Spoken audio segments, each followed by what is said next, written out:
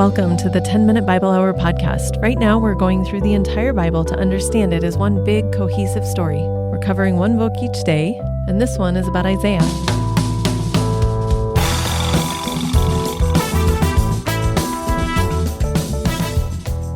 We're into a new chunk of the Bible starting today. When you turn the page from Song of Songs to Isaiah, you aren't just turning the page from one book to another, you're turning the page from one genre to another. So far, we've made it through 3 genres in the Old Testament. The first 5 books of the Bible associated with Moses, those are the Pentateuch. Then we get all of the history books that come after that. And then you get the wisdom literature that we've been looking at for the last few days. The Psalms, Proverbs, Job, Ecclesiastes, etc.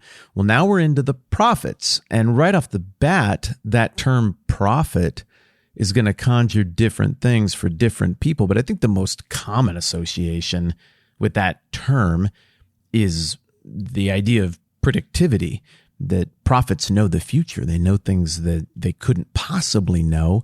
And the only reason they know it is because of some kind of revelation from beyond, from the divine. Even in storytelling and fiction, fantasy, things like that, you'll have the role of the prophet. In Shakespeare, you have the role of the prophet.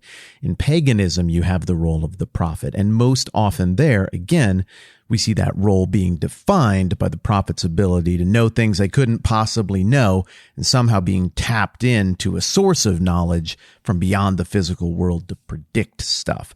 But in the Old Testament, that is just one minority feature that the prophets display. This office, this role of the prophet in the Old Testament consistently comes with somebody being raised up by God to say difficult, brave things to people who usually don't want to hear it. But it isn't just predictive. In fact, I think the most common thing you see from the prophets in the Old Testament are statements of blessing and statements of judgment, guidance from God. They speak with authority to reveal God's perspective on things to a king, to a royal court, to the people, to the assembly, whatever it might be. And only occasionally in the Old Testament do we get a hyper-specific, smoking gun, highly testable prophecy that says exactly this thing is going to happen in exactly this way with these very specific details. And then you can come back and look at it and be like, well, did that thing happen or did it not? A ton of those smoking gun style prophecies that we're going to see as we work through Isaiah and the rest of the prophets have to do with this one who's been hinted at through everything we've looked at through the first 3 genres of the Old Testament, that being this Redeemer, this promised king, this snake crusher, this one who is to come, who's going to straighten things out and reign forever and be the centerpiece of God's redemptive plan for putting back together, or maybe even betterifying, what was originally there in the garden, but that then broke. So where does Isaiah fit into all of this? Well, he's the majorest of the major prophets. You'll hear people say major prophets and minor prophets. It usually just has to do with the lengths of the books associated with these guys. But all of these prophets are associated with at least one king or one moment in the history that we've looked at already in the Bible. So for example, Amos is going to be associated with Jeroboam II. Hosea is going to overlap with a ton of the kings of the north. Nahum is going to overlap with Manasseh in the southern kingdom of Judah.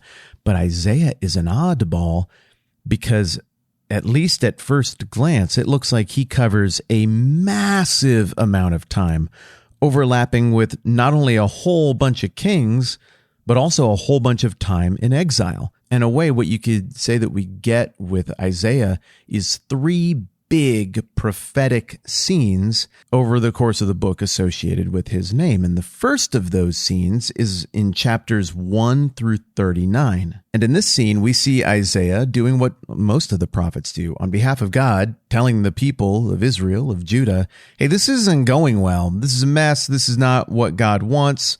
And the way you guys have built, in this case, Jerusalem, it's not going to work out. But there is this long-term view presented here of this redemptive view of Jerusalem where everybody's going to show up just like the promise that God made to Abraham, and they're going to be blessed through the children of Abraham.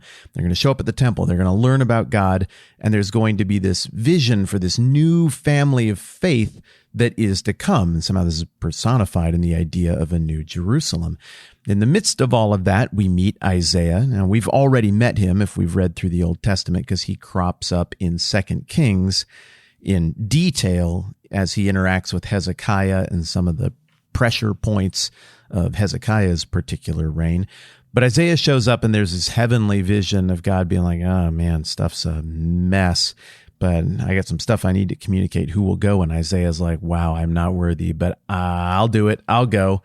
And then his lips, his mouth are purified symbolically, literally, I don't know, by a hot coal. The idea being that what he's going to say is very trustworthy. It's been cleansed of the corruption of words that had happened here. And it's in this chunk that we start to run into language that is no longer vaguely pointing to Jesus or hinting at future things about redemption.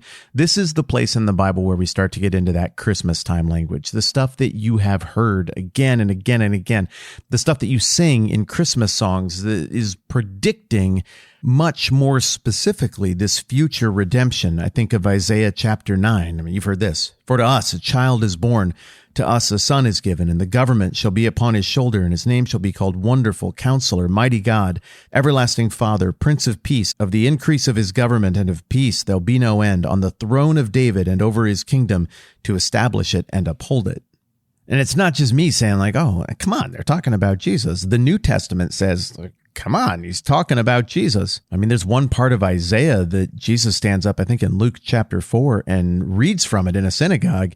And then he gets done, and he's like, all right, well, today, what you just heard is fulfilled in your sight. Like, he's clearly saying, I am the fulfillment of this stuff that Isaiah laid out that you've been looking forward to. And I'm not even scraping the surface of the Messiah language here in the first 39 chapters of Isaiah, which look to be written during the later years of the southern kingdom of Judah before the Babylonians hauled them away into captivity. There's one more very important image for understanding the Old Testament and New Testament that happens here in the early going of Isaiah, and that's the image of God's judgment against his chosen people exemplified in this tree that gets cut down, and all that's left is this dead, burnt out, trashed stump.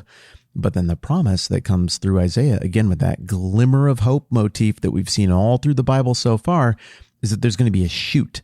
There's going to be this little plant that comes up out of that stump, that even though it looks completely dead, it's not dead. And it's going to grow up into this great, big, amazing thing. And it looks in a way like Jesus is maybe drawing on that imagery in Matthew 13 when he gives the famous parable of the mustard seed and how it grows up into this great tree. And remember what happens when it grows up into that great tree?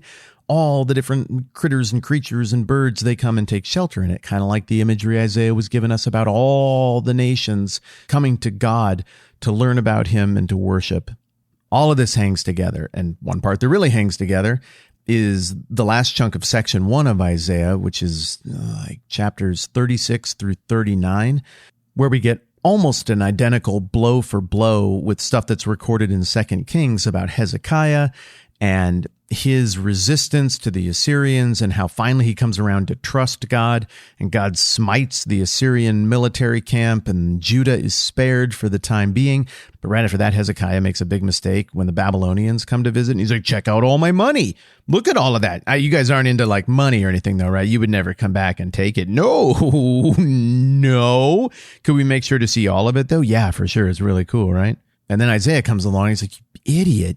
You can't just flash all your money at great empires. They're going to want it. And I'm telling you, Isaiah says, it's not going to be too long and they're going to come back and they're going to take it and everyone away into exile. And that prediction marks the boundary between the first section of Isaiah and the next section of Isaiah, which runs from chapter 40 to chapter 48. And in this section, it gets a little bit tricky because there's a question of who are we actually hearing from here? Because it's written from the perspective of being in exile in Babylon, but that doesn't make any sense mathematically because of the human mortality and how long people can live. We know the Isaiah of chapters 1 through 39 is well dead by the time we would historically be in the environment he's writing from in exile in chapters 40 through 48. Some people look at that and say, well, it's a literary technique. Isaiah is projecting himself into this environment and writing as though he's in that environment. It's going to make a lot more sense when a few years pass and then people go back and read it while they're in exile and they're like, oh, I totally get what Isaiah was saying now. That absolutely could be. It could also be that there is this whole school, this whole tradition of thought born out of Isaiah and the people who came after him and studied under him. And Isaiah wrote stuff down and maybe handed it on to them. And what we're getting is, Christians believe, more God-inspired commentary from Isaiah's followers in interacting with prophecies Isaiah made back when he was alive. Whatever you make of it, it plays out the same way. In the second section, we get details of God's promise about how he's going to do the things we read about in Ezra and Nehemiah, where they're going to be liberated and sent back to rebuild the temple. And this little spark of hope, this little shoot coming out of the burned out stump of the line of Jesse, is going to grow into something much bigger. And now we're getting into the 50s in terms of chapters in Isaiah. And here we get a description of this servant who is going to come, and it looks like this is the one who is promised, but the servant weirdly dies, and dies at the hands effectively of his own people, the people who should have been excited to see the servant come.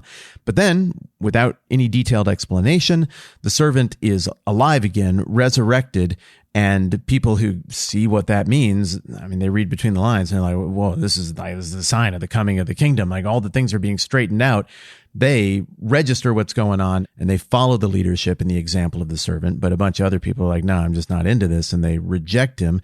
And Isaiah makes it really clear that the right response is to assume a posture of service to the, quote, servant. And the wrong response is to reject that servant. All of this, of course, anticipates how we see things shaking out in the Gospels and the story of Jesus. Well, then the very last chunk is this wildly hopeful description of the very distant future, the glorious victory of this servant and the arrival of the kingdom of God, the central theme of the book of Matthew. And that's why Matthew draws on Isaiah so much.